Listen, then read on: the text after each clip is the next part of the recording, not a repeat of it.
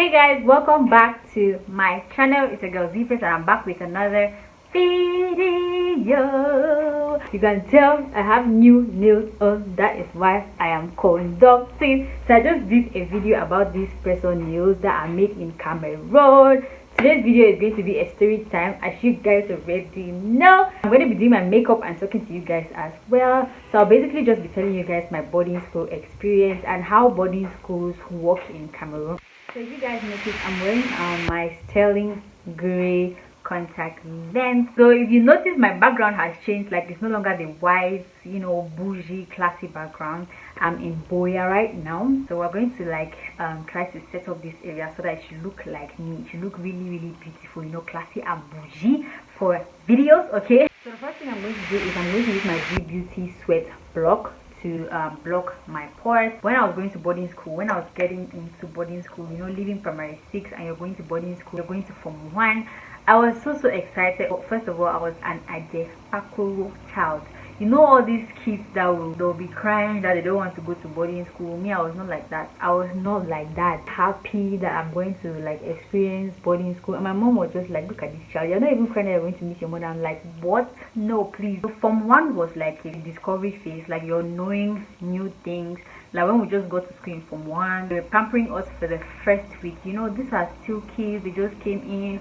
Let's show them around, get used to the environment and stuff like that. So the first week passed. I went ahead to open the window. I felt like the video was really looking dark. My sweat block is really drying off. So the first week passed and the pampering just started reducing gradually. They started giving us work to do.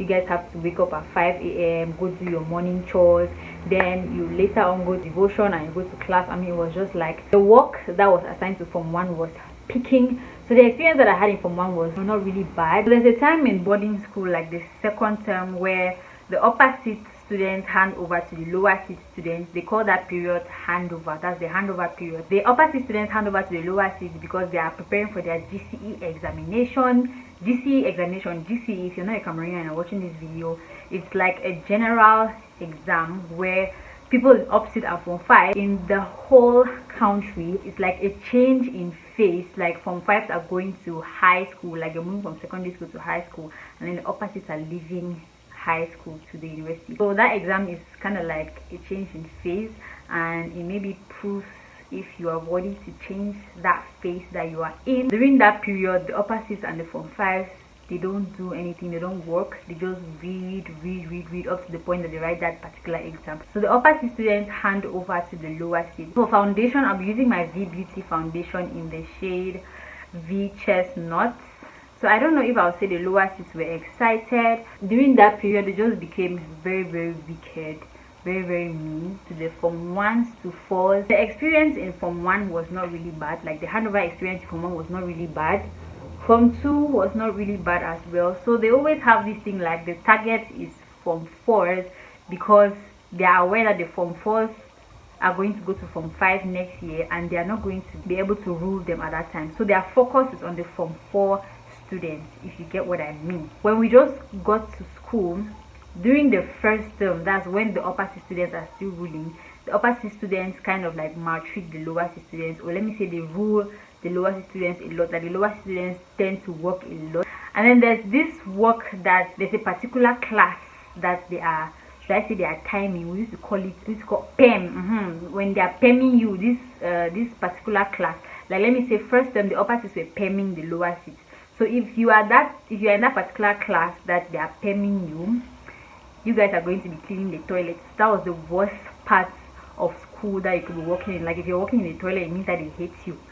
So the lower seats were working in the toilets during the first term, and then when they handed over to the lower seats, the Form 4s were working in the toilets during the second term, since the lower seats were PEMing the Form 4 students. You guys understand what PEMing means by now. When I was in Form 1, Form 2, Form 3, like we didn't really experience that handover hardship and stuff like that. Basically, I had elder brothers in school at that time, so during any handover period or during when you guys are sitting in the hall, when you guys are taking food, like sitting in the hall, there's this time where they call speech night, that the lower seats come and make a speech and they just pour out their anger on all of you guys. They tell you guys sit under the table, like it's handover night.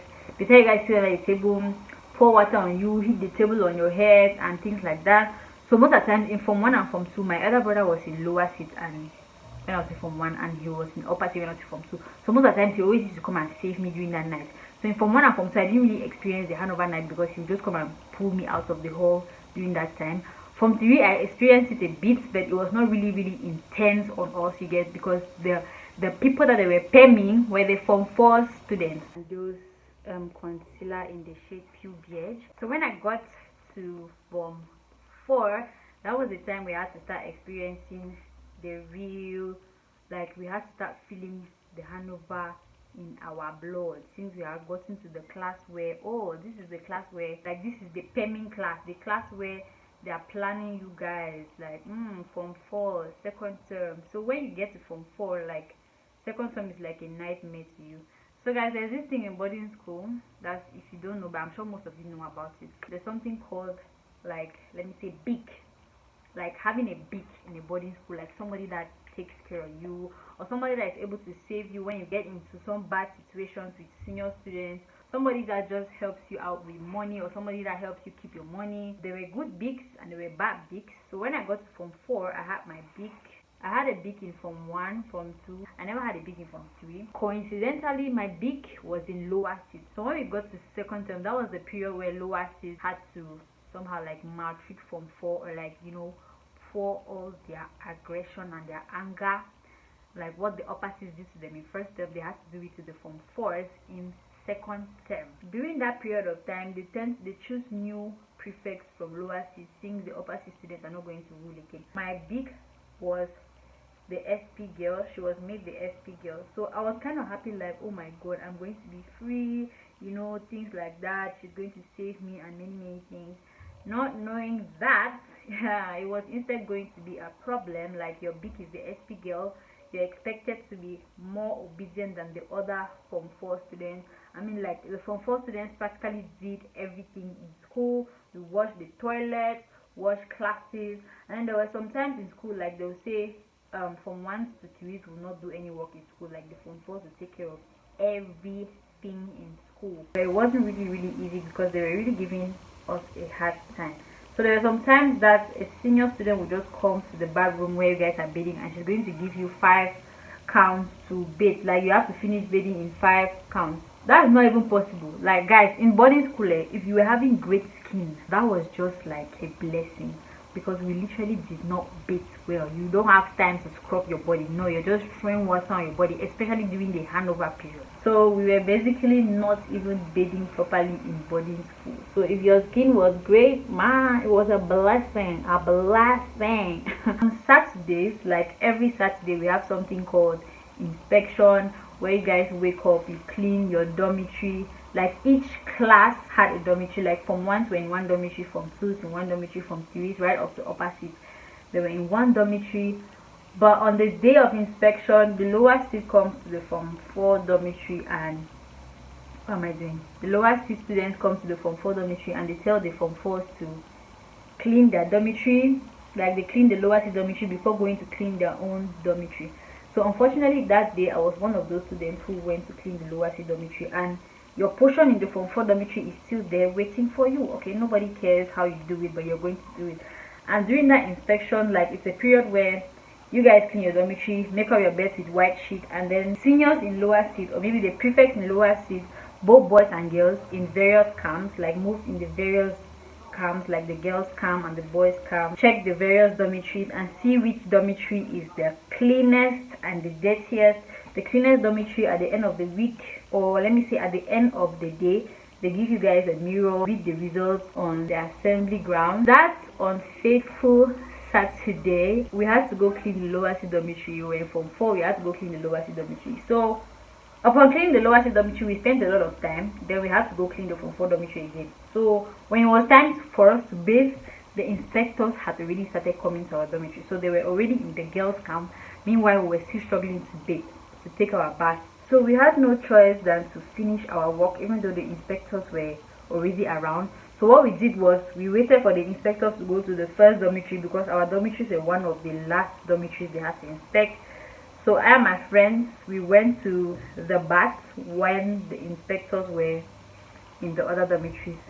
So a senior just came from nowhere. I don't know if it's the devil that sent her. She just came and she just said, why are you guys bidding now? You guys are bidding when the inspectors are already in the girls' camp. Are you guys alright? I'm giving you guys 5 counts to bid. My goodness. 5 counts to bait. It means you're not literally baiting. You just say, and it's not one, no. 1, 2, 3, 4, 5, and she pours your water down if you've not finished bathing. So I was literally in the toilet eating myself when that was happening. So when I just heard her counting, I ran out to come and bathe, you know, like even throw water on my body. My water was already on the floor. My water poured on, like she poured my water on the floor. I was so annoyed. And then you wouldn't even believe this, she told us to go to the dormitory, and the inspectors were in our dormitory already. Like we had to literally go to the dormitory without bathing, with very short towels that could literally show our ass outside, like our buttocks was outside. She told us to go to the dormitory, and the inspectors were already in the dormitory. That means boys were in the dormitory, and she told us to go to the dormitory like that. I mean, like, how is this boarding school thing even going? I don't understand. I don't know if it still happens up to today, but I'm not even going to lie, the experience was not even funny at all. It was not even really funny. So we had to go to the dormitory. Like, your senior has spoken, you cannot go against your senior's will or against your senior's command. You have to go to the dormitory as she has said. So I'm going to go ahead and put this concealer here because I feel like my contour has gone too deep into my face. So when we were going to the dormitory, we were like, oh, this is over for us. Like, they're going to flog us today. This is not going to be funny at all. So unfortunately for us, the inspectors were in our dormitory, and they were like, look at those ones. So you guys were still bathing. Like, I mean, what were you people doing? And we were trying to explain to them, we were cleaning the lower C dormitory. Nobody wants to listen to you at that time. No, nobody is even listening to you at that time. No, you're on the wrong. You were supposed to be done by now. So they told us to lie in the gutter. Thank God we had scrubbed the gutters, because guys, our gutters are always very dirty. Like, the gutters always look, the gutters are always a mess. Okay, they're always in a mess. So we're really even lucky that that day was inspection day and we had to lie in the gutter. So I had no problem lying in the gutter with my towel, because the gutters were even clean a bit that day. If it was on a normal day, I would have been crying out my mother. So when they told us to lie in the gutter, I'm like, wow, this is all they are going to tell us to do. Like, thank God we're just going to lie only in the gutter. This is where I know what was coming again. The SP girl, which was my beak, had to flog us. The connection that I had with my beak was a very special connection. I mean, like, she treated me like her junior sister. She had to beat me. Like, she had no choice. She had to just beat me, because if she didn't, her friends would be like, oh, because she's your small in school, that's how I used to call it, like, a small has a beak. So, like, she's your small, you don't want to beat her, so she just had to flog us. And she was using a twisted hanger. Guys, comment down below if they have ever flogged you with a twisted hanger. I mean, it's not even funny. It is not even funny. And then we were from bathing, our hands were very wet. She has to flog us, like, you know, proof that she's the SP girl, a good SP girl. That day was very bad. You know, like, looking at somebody who loves you or you love so much flogging you in that manner. Oh my God, it was such a terrible experience. Like, I was so annoyed. After that, I did not even speak to her for like 2 days. So she bought mambo and juice, and she came and spoke to me like, you know, I had to do that. If I didn't flog you, it would be like I'm discriminating. And I totally understood, even though it took a while for me to understand, but I totally understood after that. She had to do it. If she did not flog me, it would have been like, yes, how will you not flog her because she's your small? Despite the fact that in boarding school, a lot of flogging, or a lot of, should I call it maltreating people? But right now I'll call it maltreating people, because I didn't see it as a normal thing. Okay, I didn't really see it as a normal thing. Like, they just find pleasure in beating people just like that. So we're like, oh my god, when I get to lower city, this is exactly what I'm going to do to people's children. Like I was planning, oh, I must do this. Ha! Look at what they did to me. I must do this to other children too. So other good things happened in boarding school that I was really happy that I went there. You know, like something like dancing. I learned how to dance in boarding school. I knew that I could sing when I was in boarding school. Then there are a lot of things that I learned and experienced in boarding school. I started doing my laundry when I went to boarding school. There are so many things that I learned. Okay, trust me, if I was at home, I am not sure I would have learned how to wash my own clothes. Another thing that used to happen in boarding school, stealing. Oh my god, the first time that I went to Form 1, I literally came back with an empty trunk. Like my mom had to start buying me things all over again the next term. You know, like in Form 1, where you get to Form 1, I was not aware that they were stealing like that in boarding school. People had no conscience. And then I tend to start, like, for example, something like hanger. When you say they have stolen my hanger, no, you don't say they have stolen my hanger. They have taken your hanger, because nobody owns a hanger. So when I'm trying to dry my dresses and I just see that all my hangers have been stolen, I just go to the dry line and steal another hanger, or let me say take another person's hanger. So that's how boarding school was like, basically. I'm going to add up blush onto my face. So guys, I'm done doing my brows, concealer all over my eyes. So back it up and put it on a brother. Baby girl, I know you want murder.